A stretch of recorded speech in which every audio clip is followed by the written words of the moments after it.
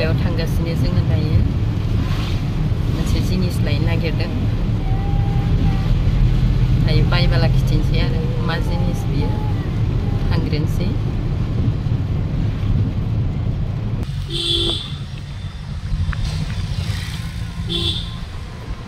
दा जों अदालगुरि मोनबाय आङो लामा ससेखौ लाबोनाय जायासै बे अदालगुरि मोनबाय जोङो दा जों दा टंला जेराव फैदों बेयाव मोनफैबाय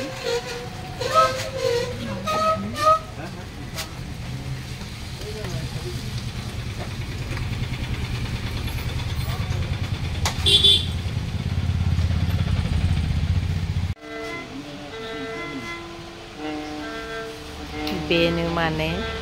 जों लांनो फैनाय जिनिसा नायनानै लादो सारा एसे ट्राइ खालामना नायगासिनो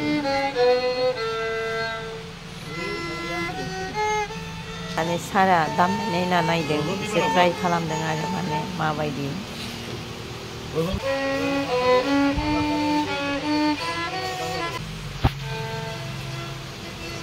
प्रेक्टिसथ' नङा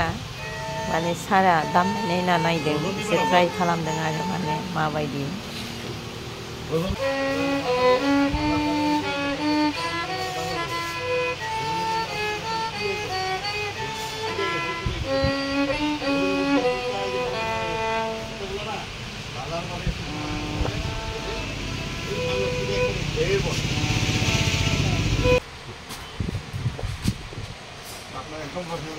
दा जों लाबाय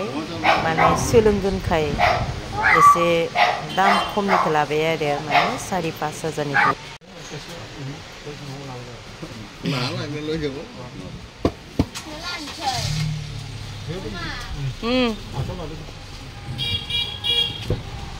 दे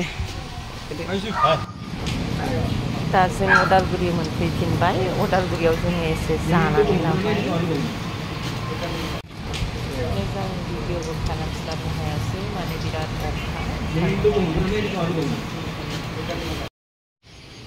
जायफोरा बे आंनि भिडिअ होनायखौ नायदों आं बिथांमोनखौ बुंनो सानदों जोंहा 6 तारिखनिफ्राय अदालगुरियावहाय मोनसे मिउजिक फ्रियावनो क्लास होगोन 15 दिननि थाखाय बियो गभर्नमेन्टनिफ्राय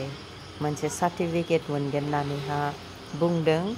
बिनिखायनो दायो फर्म होबाय थादों खबर लानानै जुदि सोरबाफोर गोसो गोनां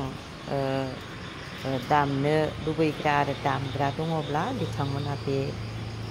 खाबुखौ लानो हागोन